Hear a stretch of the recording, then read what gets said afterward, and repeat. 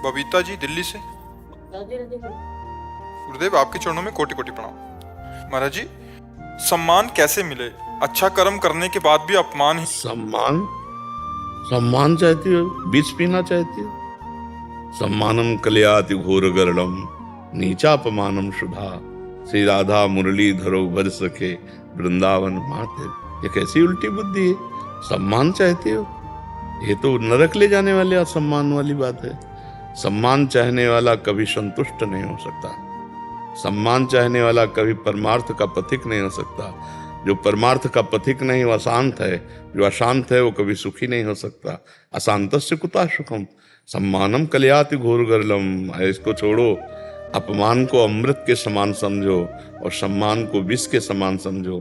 तुम सम्मान की खोज कर रहे हो, भगवान की खोज करो, तुम्हारा सम्मान ही सम्मान हो जाएगा। सम्मान की खोज करोगे तो नरक पहुंचा देगा। राग द्वेष बढ़ जाएगा, अंदर से बहुत असंतुष्टता। ये तो बहुत गलत बात आपके दिमाग में बैठी कि सम्मान मिले। गलत जगह प्रश्न कर दिया। यहाँ सम्मान की धज्जियां उड़ाई जाती हैं और अपमान का आदर किया जाता है। ये अध्यात्म का स्थान है। अध्यात्म में सम्मान का आदर नहीं। मान रहित हो जाना ही जीवन का परम लाभ है। संसार में बात है कि हमारा मान सम्मान तो हो जाए। अपमान में बुरा क्यों लगता है महाराज जी? देहाभिमान होने के कारण सम्मान अच्छा लगता है और अपमान कड़ुआ लगता है। और अज्ञान, देहाभिमान, अज्ञान नष्ट हो जाए तो अपमान अमृत की तरह लगेगा और सम्मान विष की तरह लगेगा। सम्मानम कलयाति घोर गरलम। और एक स्थिति आती है जहां मान और अपमान दोनों समान हो जाते हैं। सम्मान निरादर, आदर ही सब संत सुखी विचरंत में। ये सम्मान बहुत हानिकारक है, किसी को भी लाभदायक नहीं है। जहां सम्मान रूपी विष पिया तो अभिमान आ गया, फिर ऐसी चेष्टा बनेगी, नरक जाएगा। महाराज जी, व्यवहारिक बुद्धि से देखा जाए तो अपमान, महाराज जी, सुख कैसे मिल सकता है? अपमान अच्छा कैसे लग सकता है? नहीं तो व्यवहारिक में बुद्धि में तो जेल भरी हुई है। व्यवहारिक बुद्धि ने ही तो जेल भरी हुई है। व्यवहारिक बुद्धि ने ही तो पूरा प्रपंच का खेल है। तो हम जहाँ उत्तर मांगने आए हैं वहाँ व्यवहारिक बुद्धि वाले से थोड़ी मांगने आए हैं। हम तो परमार्थ के पथिक से उत्तर मांगने आए हैं। तो परमार्थ का उत्तर व्यवहारिक कैसे हो सकता है? व्यवहारिक व्यक्ति से बात, तभी का गलत जगह प्रश्न करती है। व्यवहारिक व्यक्ति से बात करते तो व्यवहारिक उत्तर मिलता, परमार्थिक तो उत्तर तभी छूटते ही कहा विष चाहती हो। सम्मानम कलयाति घोर गरलम, घोर गरलम नीचापमानम। और संसार यही चाहता है, बस वो अल्प सुख का भोक्ता बनकर अपने जीवन को नष्ट कर देता है। महान सुख का भोक्ता बनने के लिए इस मान और अपमान दोनों में समान बुद्धि रखकर चलना होगा, तब आगे बढ़ा जाता है। ये सब देह भाव के अंतर्गत है। मान, सम्मान, अपमान ये देह के अंतर्गत है, देह भाव। और इसी का नाश होना है। ये कितना कोई इसके पैर छुए या यहाँ पादुका मारे, ये अभी केवल जीवित भर की बात है। इसके बाद इसकी दशा आग लगा दी जाती कि इतना भी सही नहीं, अंग बचना चाहिए, या गाड़ दिया जाता है। फेंक दे तो पशु पक्षी नोच नोच के खा जाएंगे। और जब आग लगाई जाती है ना तो गृहस्थी में बढ़िया सम्मान होता है। पहले खोपड़ी फोड़ी जाती है, उसे कपाल क्रिया कहते हैं। लड़का से लकड़ी से खोपड़ी, उसकी अंतिम क्रिया उसी से पूरी होती है। मान जीवन भर इस मान की लालसा रखो, इसी शरीर के लिए तो। पर शरीर का क्या मान होता है? क्या होता है मान? जला देना, राख बन गए, राख भी न बचने पाए, फेंक दी गई। गाड़ दिया गया, कीड़े पड़ गए, सड़ गया, फिर मतलब न देखने लायक न सुन। इससे जीवित दशा में इससे हट जाओ, इसके राग से मुक्त हो जाओ। इसलिए मनुष्य शरीर मिला है। सारे झगड़े, सारी झंझटें, सारी समस्याएं शरीर को लेकर के हैं, आप देख लीजिए। और समस्या मुक्त होने के लिए हम परमात्मा प्राप्ति के लिए मनुष्य शरीर प्राप्त किए हैं। तो भजन करो, तुम सम्मान की लालसा मत रखो, सम्मान तो तुम्हारे पीछे डोले अगर भजन करे। अनीता जिंदल जी, श्री हरिवंश महाराज जी, आपके चरणों में कोटि कोटि प्रणाम। महाराज जी आप कहते हैं कि भजन करना कठिन, फिर भजन पचाना कठिन। महाराज जी इसका तात्पर्य क्या है? भजन को कैसे पचाएं? भजन करना कठिन, करके बचाना कठिन, और बचा के पचाना कठिन। पच जाए ना भजन तो अहंकार नष्ट हो जाए। भजन का भी एक अहंकार हो जाता है। जैसे दुर्वासा जी बहुत बड़े महापुरुष हैं, भजन का अहंकार हो गया। इस भगवान की सभा में अम्बरीश जी की चर्चा हुई कि मृत्यु लोक में अम्बरीश जैसा कोई भक्त इस समय नहीं। अम्बरीश जी चक्रवर्ती सम्राट राजा थे, तो दुर्वासा जी के हृदय में जलन हुई कि मेरा नाम मृत्यु लोक में नहीं, अम्बरीश जी का नाम लिया गया। कितना बड़ा भजनानंदी, अपने भजन के प्रताप से उन्होंने कृत्या प्रकट की थी। ये भजन पचा नहीं, अम्बरीश जी का भजन पचा हुआ है। वैसे हाथ जोड़े खड़े रहे तो भगवान का सुदर्शन चक्र कृत्या को नष्ट किया और दुर्वासा जी को पूरे त्रिभुवन में दौड़ाया, पूरे त्रिभुवन में। फिर अम्बरीश जी के चरणों में गिरे आके। अम्बरीश जी ने पूरे जीवन का भजन दुर्वासा जी को दिया कि हे सुदर्शन चक्र आप शांत हो जाओ। तो भजन पचने का मतलब है अहंकार भजन का नष्ट हो जाना। और तो अहंकार है, भजन का भी अहंकार होता है। जैसे ज्यादा भजनानंदी है वो आप छेड़ दो तो फिर उसके अहंकार उस बात जाओ 10 दिन में तुम्हें समझ में आ जाएगा। अब ये भजन पचा नहीं, उल्टी हो रही, भजन की उल्टी हो रही। शांत भजन का अहंकार भी हो जाता है। इसीलिए भजन पहले तो करना ही कठिन है। मन बार बार संसार में जा रहा है, भजन में कहाँ लग रहा है? देखो ना, भजन करना कठिन, और जो करने लगे तो उसको बचा पाना कठिन। क्योंकि प्रणाम नमस्कार नाना प्रकार के जो भोग सामग्री प्रकृति के, इससे भजन का हिसाब होता है। ऐसा नहीं होता है कि सब फ्री मिल रहा है। जैसे आप अपने को प्रणाम करवाते हो, दूसरे आपके चरण छूते हैं तो आपका भजन ले जा रहे हैं। बचाए अपने भजन को, प्रणाम नमस्कार से बचाए, अपने शरीर सेवा से बचाए, अपने कपड़े आदि धुलने की सेवा किसी को न दे, स्वयं अपने हाथ से करे। तो ये सब क्रियाओं से भजन को हम बचा रहे हैं। किसी से हमारा द्वेष नहीं, किसी का अहित नहीं, किसी से चोरी, कोई ऐसी हिंसात्मक वाणी कि उसके हृदय में दुख पहुंचाए। बहुत से ऐसे कारण हैं जिनसे हमारा भजन क्षीण होता है। तो भजन को बचा लिया, अब बचा के पचा लिया। जैसे चावल पक जाता है तो उसे हम कहते सिद्ध हो गया। तो भजन अगर पचा ले गया तो सिद्ध हो गया, और भजन अगर नहीं पचाया तो फिर यही जो उसका अपमान कर दे, जरा सा भी उसके प्रतिकूल हो जाए तो वो अपने भजन का प्रयोग करेगा उसके दुख के लिए कि तुम क्या समझते हो। हमने देखा है, ये है भजन का अपच हो जाना। हम क्यों किसी को दंड दें? हमको गाली दे रहा है मेरे भगवान का विधान, भगवान जाने, भगवान उन पर कृपा करें या दंड दे। हम तो भगवान के दास हैं, हमारे में तो सामर्थ्य नहीं, हमारा सामर्थ्य है भगवान। ऐसा भजन करने का जो अभिमान आ जाता है, भक्ति का भी अभिमान जो आ जाता है, वो भी ठीक नहीं, उसको पचना चाहिए। और वो पचता है संतों के संग में। जब हमें रोज सत्संग मिले, भगवत प्रेमी महात्माओं के दर्शन मिले, तो फिर ये अहंकार समन हो जाता है। नहीं तो ये भी हो जाता है अपने को भजनानंदी मानकर दूसरों के प्रति दोष दर्शन होना या दूसरों का अहित अमंगल करना भजन के प्रभाव से, तो वो सिद्ध नहीं हो पाएगा, उसका भजन लाभदायक नहीं है। याज्ञवल्क्य त्यागी जी हरिद्वार से। जी जी, राधे राधे। राधे राधे महाराज जी, आपके चरणों में कोटि कोटि प्रणाम। महाराज जी भगवत गीता के अध्याय 2 के श्लोक संख्या 16 में कहा है कि असत की सत्ता नहीं है, और अध्याय 13 के 12 श्लोक नंबर में लिखा है कि परब्रह्म न सत्य है और न असत। सत और असत क्या है महाराज जी? पहले तो ये बात समझनी कि हम सत और असत को जानने के लिए जिस विवेक की बात करते हैं, विवेक से ही सत असत का ज्ञान होता है। और वो विवेक होता है गुरुजन महापुरुषों के चरणों की आराधना से, संत महापुरुषों के वचनों का निरंतर श्रवण मनन चिंतन करने से विवेक जागृत होता है।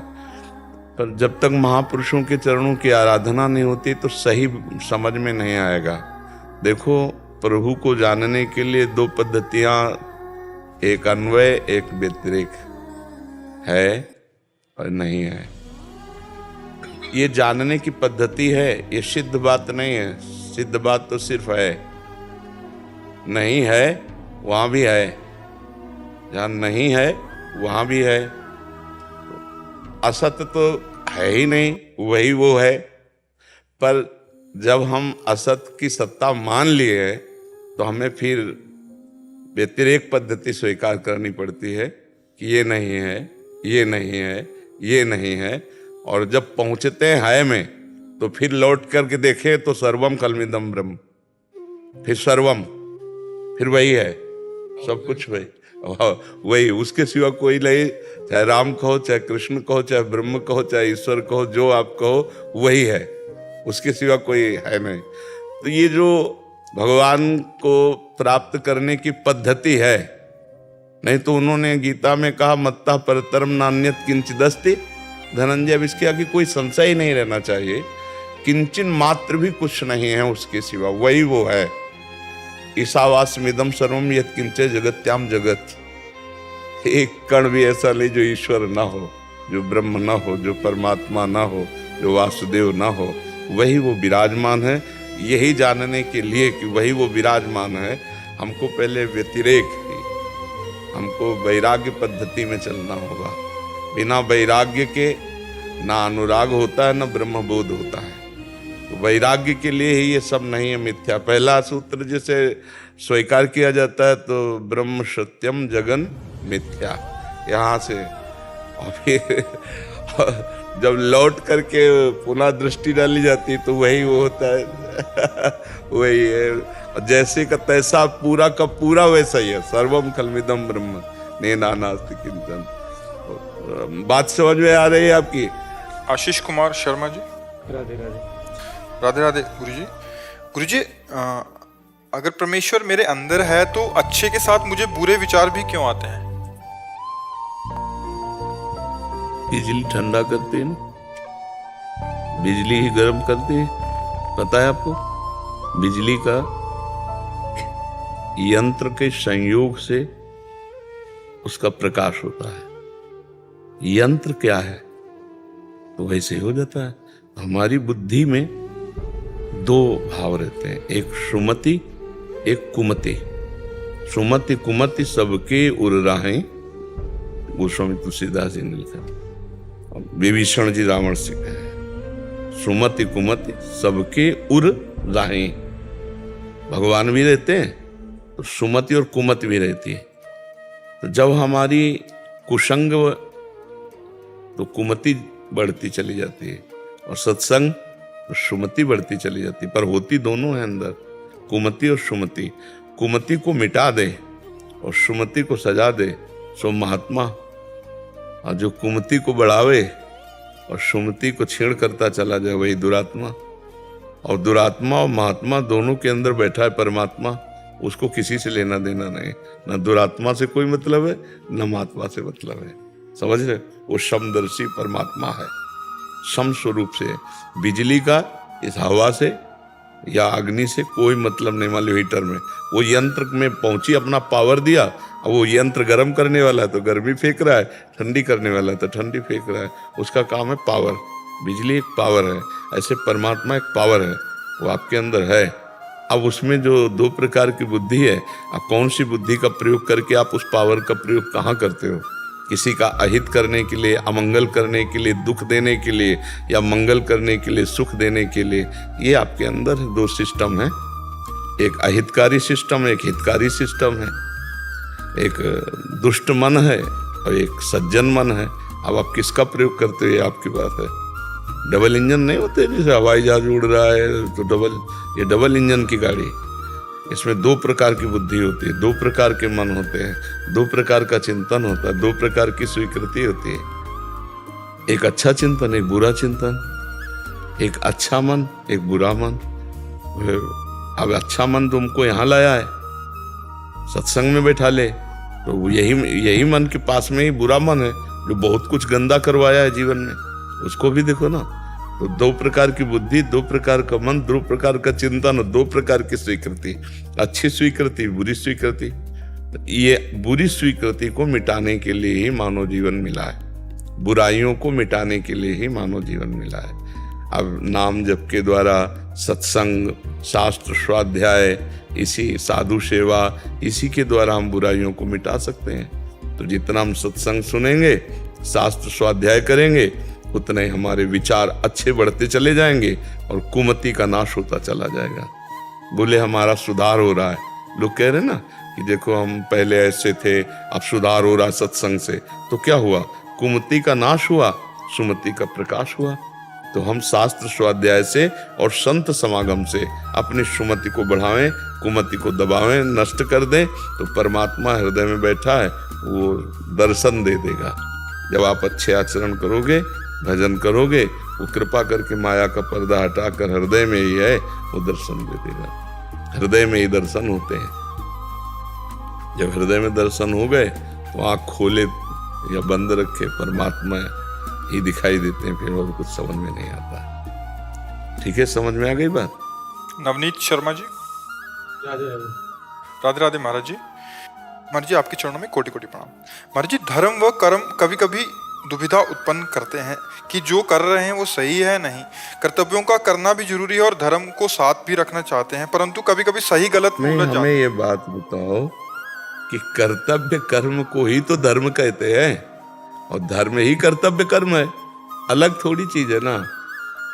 जैसे आप किसी के पति हो, किसी के पुत्र हो, किसी के पिता हो, किसी के भाई हो, व्यवहार में किसी के मित्र हो, आप बहुत से संबंध हैं आपके, और सब संबंधों का ठीक ठीक निर्वाह कर जाना धर्मात्मा पुरुष का लक्षण है। धर्म कोई अलग चीज थोड़ी होती है, इसी में धर्म है। आप मान लो पुत्र हो तो अपने माता पिता की बढ़िया सेवा कर ले जाओ, पति हो पत्नी के बढ़िया मनोनुकूल चल के उसका जीवन निर्वाह करो, पिता हो पुत्र को जैसे तुम्हें पढ़ाया माता पिता ने वैसे उसको पढ़ाओ लिखाओ खवाओ पियाओ बड़ा करो और उसका जीवन यापन का कार्य समर्पित करो। ये धर्म है, इसे धर्म कहते हैं। आप धर्म का मतलब क्या समझते हो? केवल दान पुण्य को? नहीं, कई बार परिस्थितियां ऐसी हो जाती हैं कि कर्म करते हैं। नहीं, आप हमें वो बताओ ना तो हम समझ में आएगा कि परिस्थिति ऐसी है कि भगवान को साक्षी मान करके मैं अपनी उससे नहीं करना चाहता कुछ भी, परंतु अगर मेरे से कोई त्रुटि हो रही हो तो नहीं। तो देखो, हृदय में भगवान सबके बताते हैं कि गलत ढंग से ले रहे हो, गलत आचरण कर रहे हो। ऐसा कोई नहीं है कि ये ना बताए कि हम भगवान ने हमको संकेत नहीं किया। सबके हृदय में भगवान बैठ के बताते हैं कि गलत है, पक्का। हम मानते जरूर नहीं हैं उनकी बात, लेकिन वो हमें हृदय में बताते हैं। आप कोई भी गलत कार्य करने चलेंगे तो आपके अंदर आ जाएगा कि गलत है, पर जरूरत मानने या आवश्यकता की पूर्ति की बात मानना, तो फिर वो बात हम नहीं मान पाएंगे जो भगवान अंदर कह रहे हैं। फिर होगा कि अब जो होगा सो देखा जाएगा, आवश्यकताएं बढ़ी हुई हैं, तो वो अधर्माचरण की तरफ ले जाएगा। तो वो कर्म नहीं है, वो अधर्म है।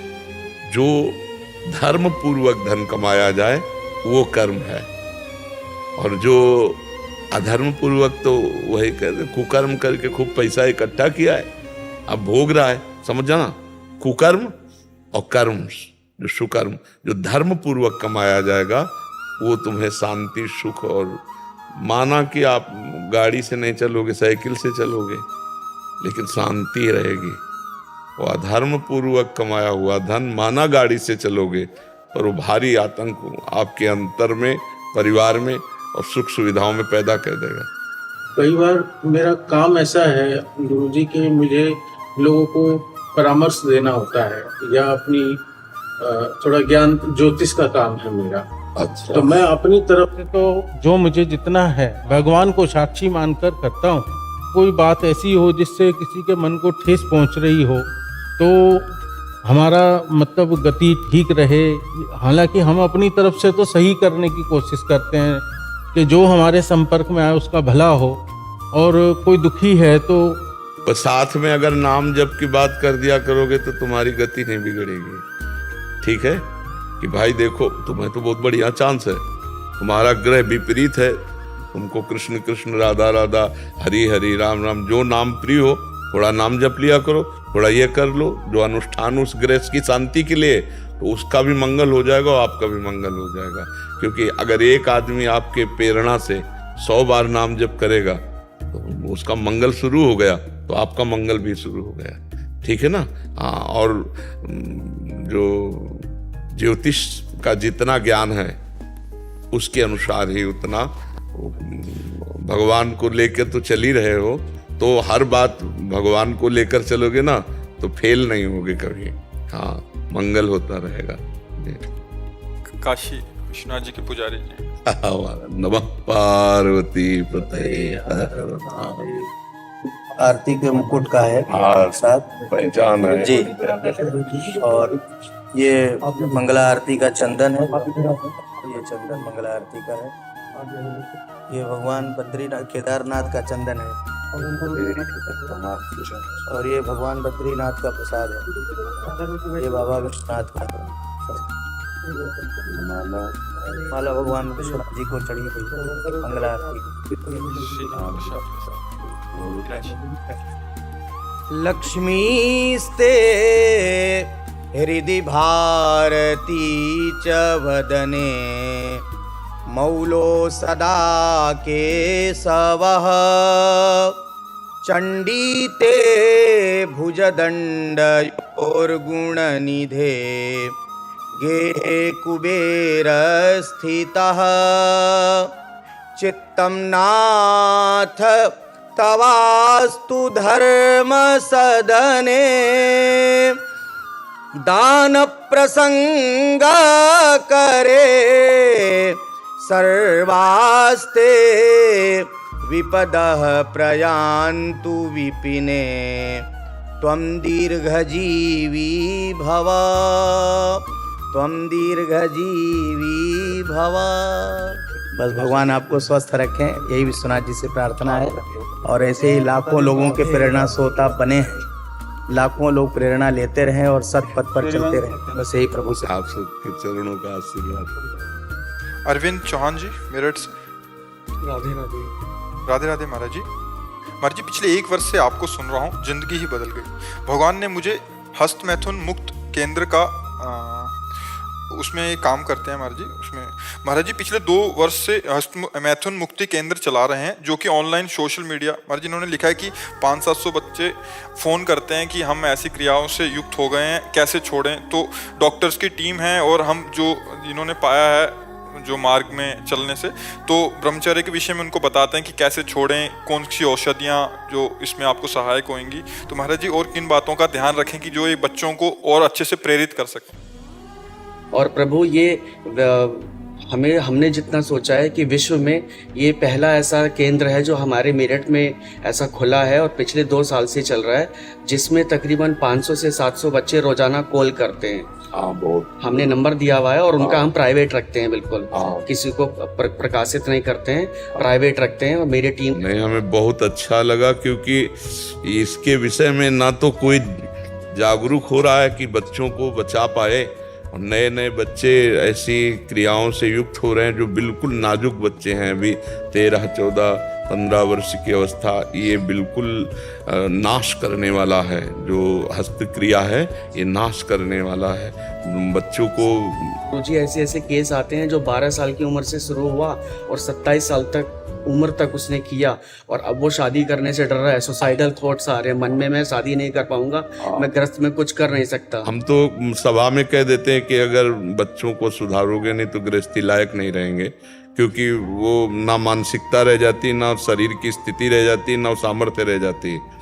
जो 25 वर्ष तक या 20 वर्ष तक ब्रह्मचारी रहे, इसके बाद जो गृहस्थी में, फिर गृहस्थी में जो तो वो ऐसे है जैसे परिपक्व गेहूं की फसल हो जाए ना, फिर काट लो तो 40 मन 50 मन गेहूं निकलेगा। और अगर वही महीना भर पहले काट लो गलेथ में जब हो, तो ना तो जितना बीज बोया उतना ही नहीं गेहूं हो पाएगा और ना भूसा ही हो पाएगा।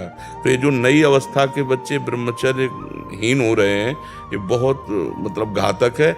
और डॉक्टर तो आज का सलाह ही देते हैं कि आप हफ्ता 10 दिन में जरूर करिए तो, इससे रिलैक्स हो जाएगा। हाँ, कि बहुत खतरनाक है, क्योंकि रिलैक्स के चक्कर में उसे आदत लग जाएगी। नहीं रिलैक्स वो ढूंढ कहाँ रहा है रिलैक्स होना? नहीं, रिलैक्स होना नाम जाप में है, भगवान चिंतन। और सबसे बड़ी बात यह है कि आप 1 महीना ब्रह्मचर्य रह के देखो, आप में कैसा जोश आता है। अभी तक मान लो गलत आचरण करते रहे, फिर छोड़ के देखो जिसको त्यागने पर तुमको इतना आनंद आता है, उसको रोकने पर कितना आनंद होता होगा। प्रभु हमने 40-40 दिन के ऐसे करा के देखा लोगों को, मात्र 40 दिन में लोगों का 7-8 किलो तक वजन बढ़ गया, चेहरे पे चमक आ गया, एक और ब्रह्मचर्य में हाँ तेज हो गया, किसी का MBBS में सिलेक्शन हो गया, कोई पुलिस में लग गया, मतलब एग्जाम बहुत अच्छे उनके। नहीं, ब्रह्मचर्य से तो इसमें हम बिल्कुल सपोर्ट में। ब्रह्मचर्य एक ऐसी शक्ति है कि जिधर प्रयोग करो उधर काम करेगी, जिधर प्रयोग करो। और गृहस्थी में भी जाए तो संयम से रहे, ऐसा नहीं है कि गृहस्थी में छूट है। एक मनुष्य जीवन एक अल्प शक्ति वाला है, इसको महान शक्ति जागृत करनी होती है। अगर ब्रह्मचर्य से रहे, भगवान नाम जप कर रहा है, स्मरण परायण है, आहार शुद्ध नहीं तो ब्रह्मचर्य कैसे शुद्ध हो सकता है, समझिए। अब आहार आजकल शुद्ध, छोटे छोटे बच्चों को पसंद है बाजार वाला, ये चाउमीन हो क्या है वैसे यही चीजें, अब इनसे ब्रह्मचर्य थोड़ी रहा जा सकता है। ब्रह्मचर्य के लिए तो सात्विक आहार। अच्छा कह दे फल पाओ, तो अब हर चीज में केमिकल मिला रहे हैं। वो कितना पानी में से धो दिए, अब वो केमिकल जो अंदर उसके व्याप्त हो गया है, वो जाकर के रोग बढ़ाएगा, वो जाकर वासना बढ़ाएगा, वो शरीर को क्षीण करेगा। तो आहार शुद्धि पर भी ध्यान दीजिए बच्चों को। फल सब्जी में तो फिर भी चलो हमें आंतरिक नहीं दिख रहा है कि अंदर क्या है, लेकिन सामने से पता है कि फल सब्जी खा रहे हैं, लेकिन हम जो चीज़ जानबूझ के कर रहे हैं, जैसे शराब पी रहे हैं, अंडा, हाँ बिल्कुल, उसमें तो हमें पता है कि सही क्या और गलत क्या है, तो भी हम उनको मना करते हैं कि भैया ये सब चीज़ें मत करो अगर ब्रह्मचारी में आपको रहना है। हाँ नहीं, अगर सुखी जीवन रहना है तो ब्रह्मचर्य रहना है, और ब्रह्मचर्य रहना है तो फिर आहार और ये सब सुधारना होगा। और शरीर में जैसे अन्न जाता है ना, तो इसको पचाने के लिए 30 मिनट व्यायाम जरूरी है, और कम से कम 20 मिनट प्राणायाम जरूरी है। अगर ये 50-60 मिनट व्यायाम और प्राणायाम को दे दिए जाएं तो ब्रह्मचर्य के लिए और पुष्टता होगी। और इसमें खट्टी चीज़ें, गर्मा गर्म चीज़ें और ये ड्राई फ्रूट, ये जैसे हलवा, बादाम, खीर और ये सब रबड़ी, ये जरूरत नहीं होती ब्रह्मचारी को। महाराज जी कभी कभी ना आत्मविश्वास कम हो जाता है कि बहुत सारे लोग हमें ऐसा कहते हैं कि यार तुमने ये क्या काम चुना है, गंदा काम है, और ये भी कोई काम करने लायक है? ये बहुत बढ़िया काम है। ये मेरी पत्नी मेरा साथ दे रही है, वरना दुनिया में मेरा कोई साथ नहीं। हम नहीं बोल रहे, आप निराश मत होइए कि ऐसे नहीं।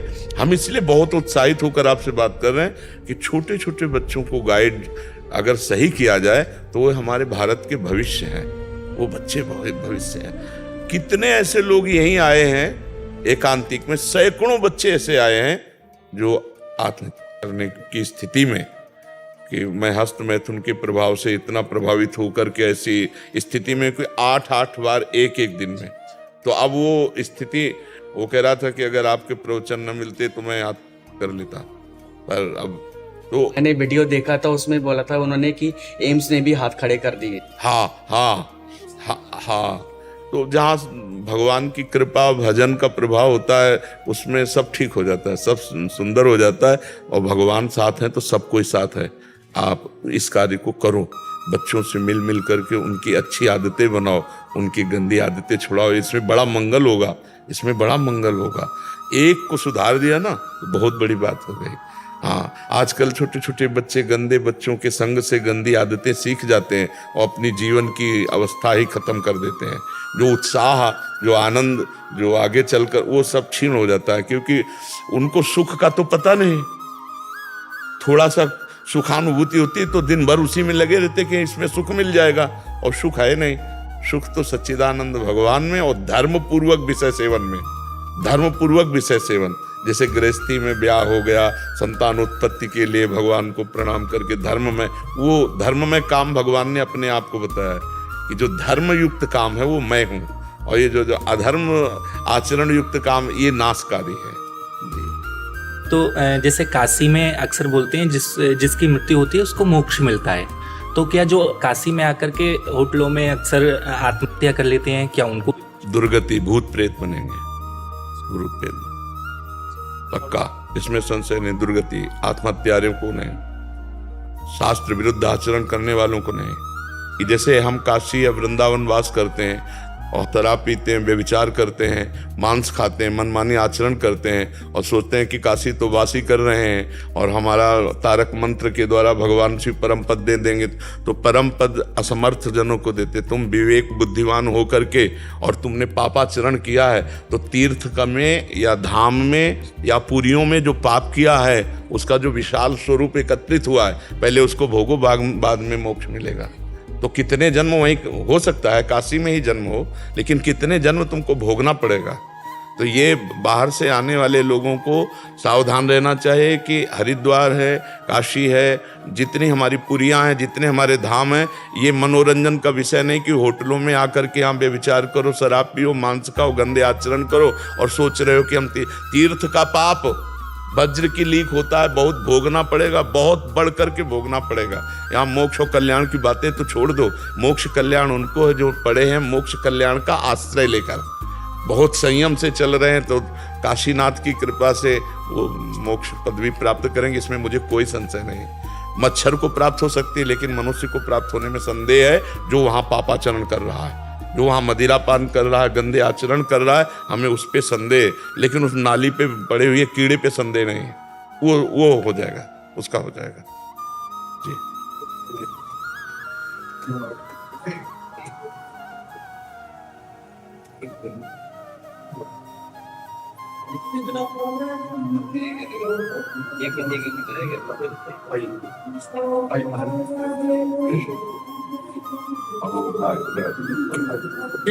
चौथी चौकी रक्षा क्रम का अभिनव सिंह देव जी महाराज सब साता पिंड हर हर महादेव। राधे राधे राधे।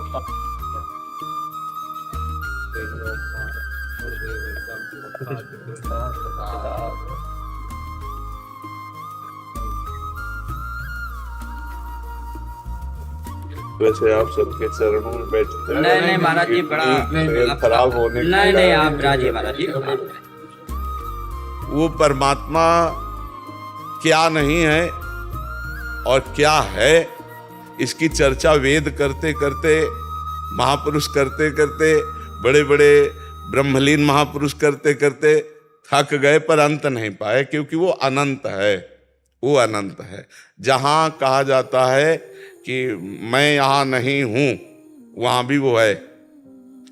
जैसे अब भावदेश में तो है ही, लेकिन अगर कहा जाए मुर्दे में भगवान है क्या, परमात्मा है क्या, क्योंकि वो अंतर ध्यान हो गया, तभी तो मरा हुआ कहा गया। तो वहां से भगवान का अवतार हो गया। पृथु अवतार मुर्दे से ही तो हुआ, वेन के मुर्दे शरीर से दाहिने, हाँ, उससे भगवान पृथु और बाएं से अर्ची महारानी जी प्रकट हो गई। तो हमें तो ऐसा लगता है असत कुछ है ही नहीं। ये प्रारंभिक पढ़ाई है, सत असत का विवेचन। नहीं तो बात है कि जड़ चेतन जग जीव जत सकल राम में जान, सकल राम में जान, चिद चिद लक्षणम सर्वम राधा कृष्णमयम जगत। चेतन अचेतन सब कुछ राधा कृष्ण, उसके सिवा कुछ नहीं है। बस यही मान ले और निरंतर भगवत स्मरण करे। स्मरण विहीन ज्ञान प्रयोग में नहीं आएगा। जैसे हमें पता है कि ये नहीं करना चाहिए क्योंकि ये असत है, और भगवत स्मरण नहीं चल रहा एक तार, तो उसमें इतनी सामर्थ्य नहीं कि वो अपने इंद्रिय और मन को रोक सके। वो जानते हुए भी वो अज्ञानी की गति को प्राप्त होगा। जितनी जानकारी है उसका प्रयोग करने की सामर्थ्य भगवत स्मरण में है। इसलिए सनक सनंदन सनातन सनत कुमार जी ब्रह्मबोध संपन्न महापुरुष होने पर भी निरंतर हरिश शरणम हरिश शरणम हरिश शरणम हरिश शरणम। नहीं तो वो तो आत्मज्ञान से पूर्ण है, वही हरि हैं, वही सब कुछ है। तो लेकिन वो फिर क्यों वो हमें आदर्श रूप से दिखा रहे कि जो ज्ञान है उसकी सार्थकता है इसी में कि हर समय भगवत स्मरण, लीला गायन, लीला श्रवण, यही भगवान शिव पूर्ण है, परमात्मा है, लेकिन वो भी भगवान की लीला गायन करते हैं, भगवान का नाम जप करते हैं। अस कई जपन लगे हरिनामा, है ना। ऐसे तो हमें लगता है कि सब ज्ञान का ज्ञान ये है कि कोई भी सेकेंड, कोई भी श्वास, कोई भी मिनट भगवत स्मरण रहित न हो। बस ये पकड़ ले साधक सब बोध हो जाएगा, सब ज्ञान हो जाएगा, सब कुछ हो जाएगा। निरंतर स्मरण, एक तार स्मरण, इसी से होता है सब कुछ।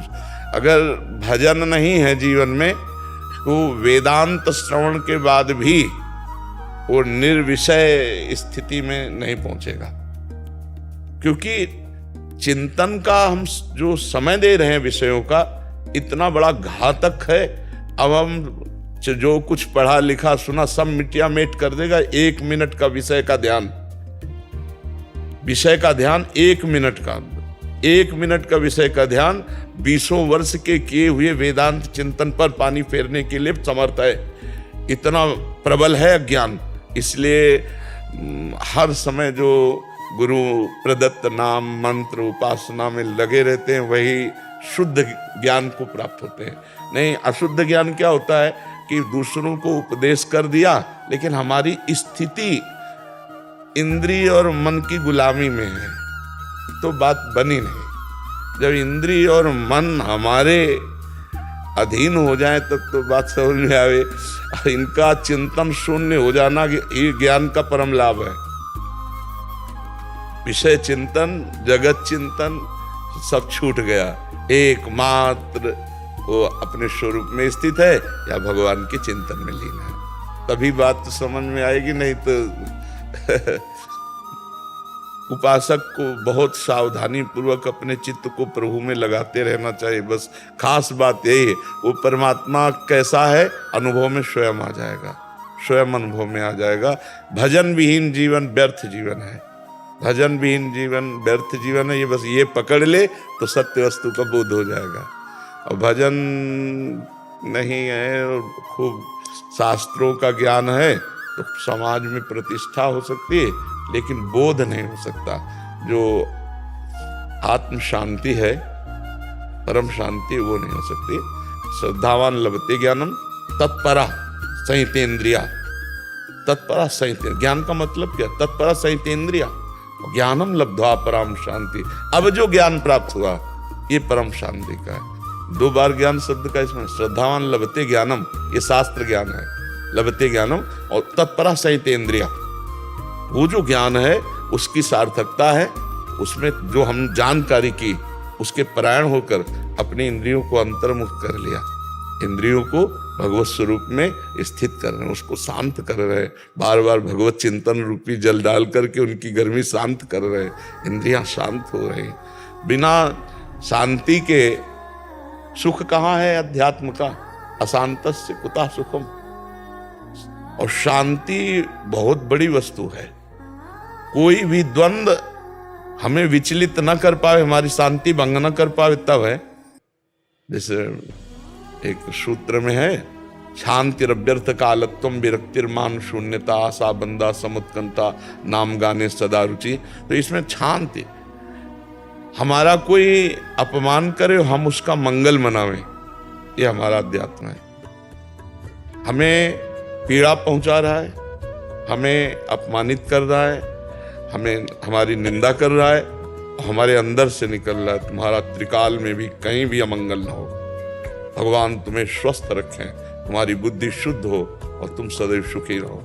उसके प्रति जो हमारा अमंगल कर रहा है, करत जे अनसहन निंदक तिनहुं पे अनुग्रह कियो, जो हमारे प्रति अनसहन भाव रखते हैं, ईर्ष्या भाव रखते हैं, द्वेष भाव रखते हैं, उनका भी मंगल बनाए।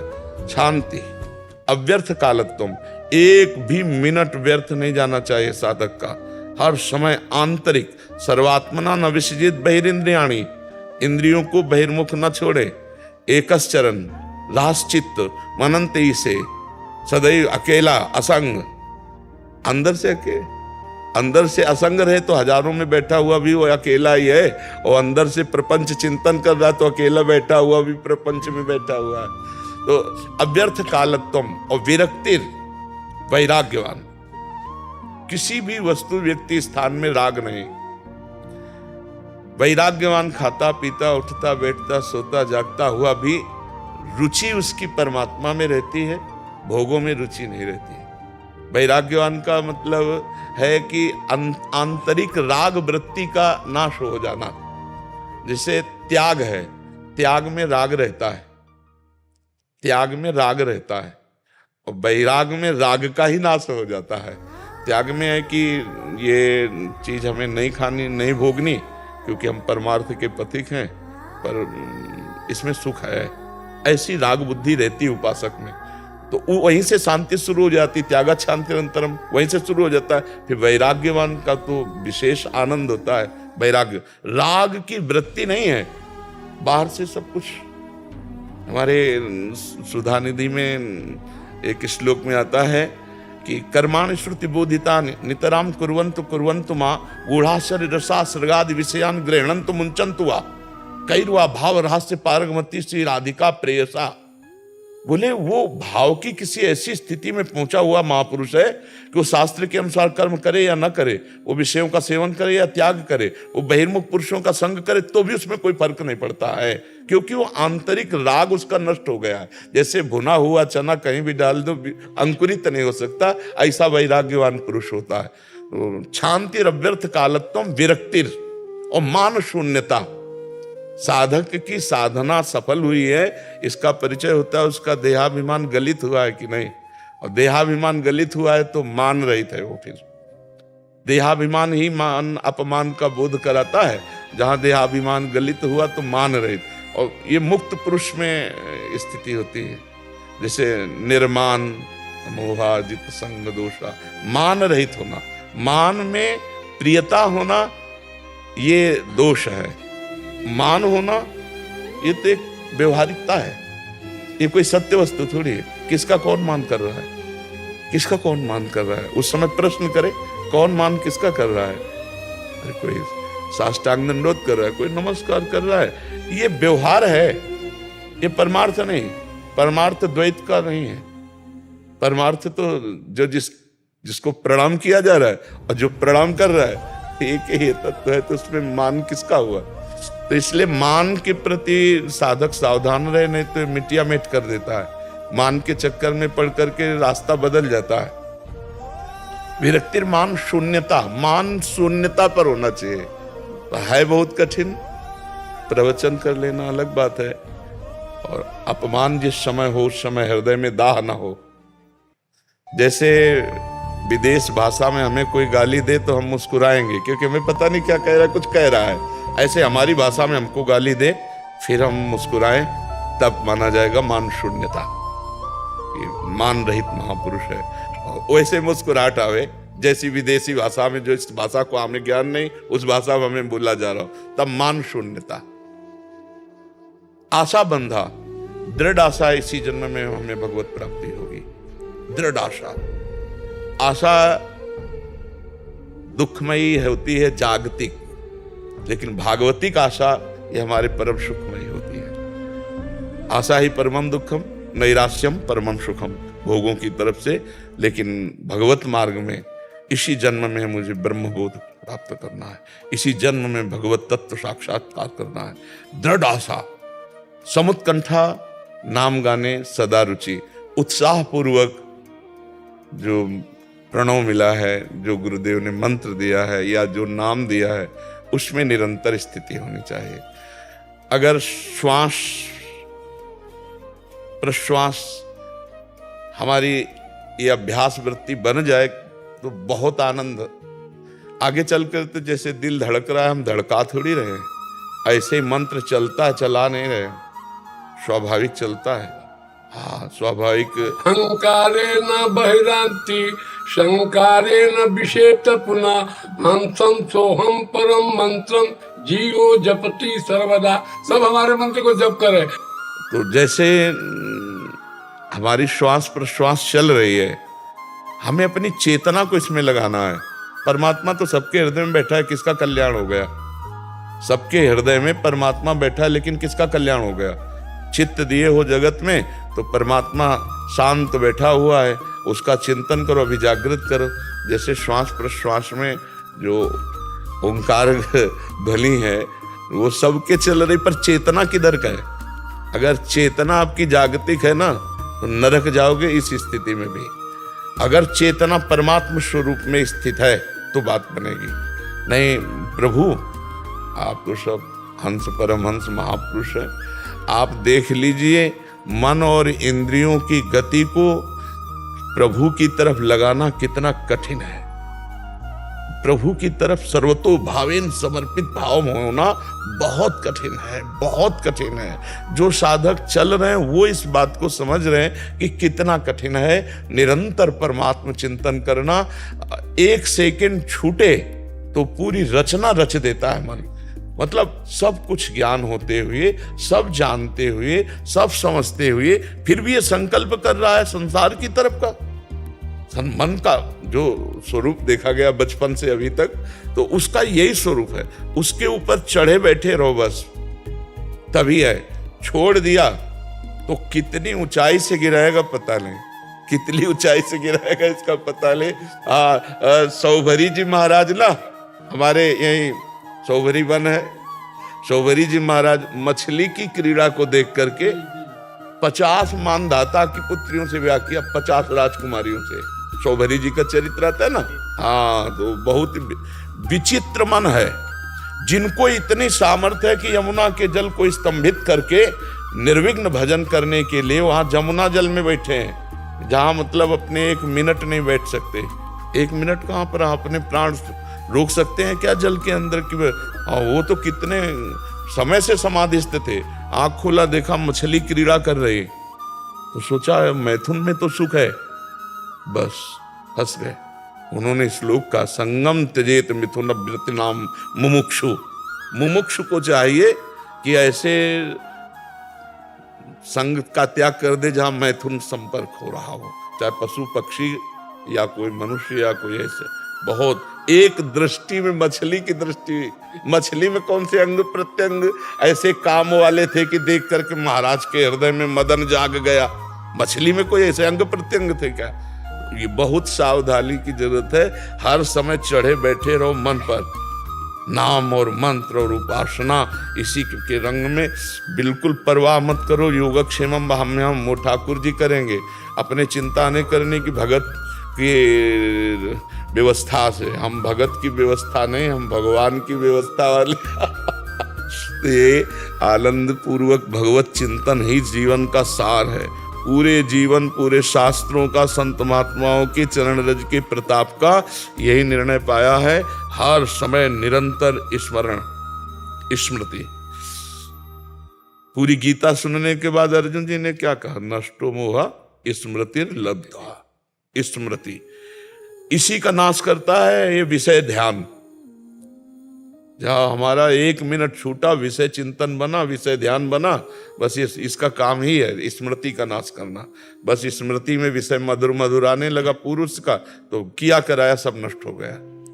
बहुत बहुत कृपा सब संत जन दर्शन दी। उत्पद पाद पंकज पलास विलास भक्ता क्रमया ग्रथित मुदग्रथियन्ति संता तदेन्न रिक्त मतयो यतयो यपि रुद्राभिषेको गरुणा स्मरणं भज वासुदेवं भज वासुदेवं। जन्मना जायते शूद्रः संस्कारा द्विजुच्यते वेद पाठित भविष्य ब्रह्म जानेति ब्राह्मणा। तो हम लोगों को, सारे लोगों को जातियों का भेद मिटा करके एक होना पड़ेगा। हाँ, ये खास बात ये है, ये बात है। अगर हम देखो, हम तो ये चाहते हैं कि युग धर्म के अनुसार जीव का कल्याण करने का उपाय सोचना चाहिए। अब इस समय जो वातावरण चल पड़ा है, इसमें एकमात्र भगवान नाम ही हमें ढूंढने में मिला है। एकमात्र अगर भगवान नाम के आश्रित जीव हो जाए तो कल्याण हो सकता है, अन्यथा बहुत ही। अब जैसे हमारे अध्यात्म की नींव है ब्रह्मचर्य, और फैल रहा है गर्लफ्रेंड बॉयफ्रेंड, ये सब। हमारे अध्यात्म का नींव है आहार। कहाँ से आहार शुद्धि आवे? कहाँ से? आप विचार करके देखो, लोग अधर्माचरण करके पैसा कमा रहे हैं और हमको भिक्षा में देंगे तो हमारी बुद्धि धर्म में कैसे हो जाएगी? आखिरकार हमें खाना है, हमें पीना है, हमें वस्त्र पहनना, हमें जीना है, तो समाज में तो है। समाज हमारा किस दिशा को जा रहा है?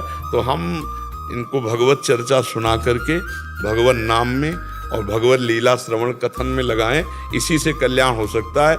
अब और उपाय तो मुझे समझ में नहीं आ रहे हैं। और शास्त्र भी कह रहा है कृतयुगे ध्यायते विष्णु त्रेतायाम यजते मुखै द्वापरे परिचर्यायाम कलौ तद्धरि कीर्तनात्। भगवान कलयुग केवल नाम आधारा सुमिर सुमिरि नर उतरे।